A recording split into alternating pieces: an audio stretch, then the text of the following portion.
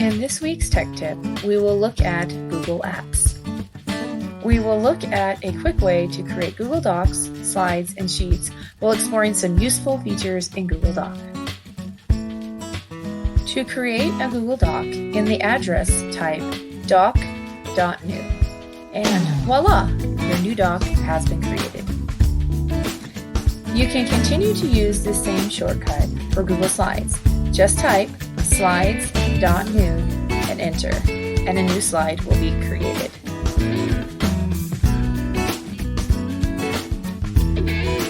The same shortcut can be used for Google Sheets as well. Just type sheets.new, enter. Struggle to type fast or get tired of typing, you can use voice typing. This feature is under Tools. Scroll down to Voice Typing. A microphone icon shows up. Click to speak, and a prompt will show to use your microphone. Click Allow. Click the microphone and start speaking. In this example, I used "Hello, what would you like to eat?" ? Then click the microphone to stop.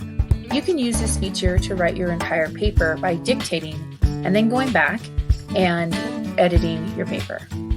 Another feature is to use Explore to help you search the internet or your drive when you're in your doc. The Explore button is on the bottom right and looks like a star.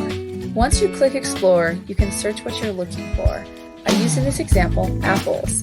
After the search is complete, you can use the scroll bar on the right to move down for more options. You can also click on images to put into your doc, as well as click your drive.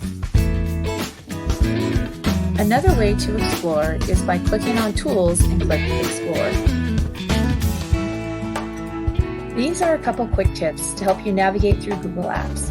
If you find this helpful, once again, pay it forward and help somebody else manage their Google Apps.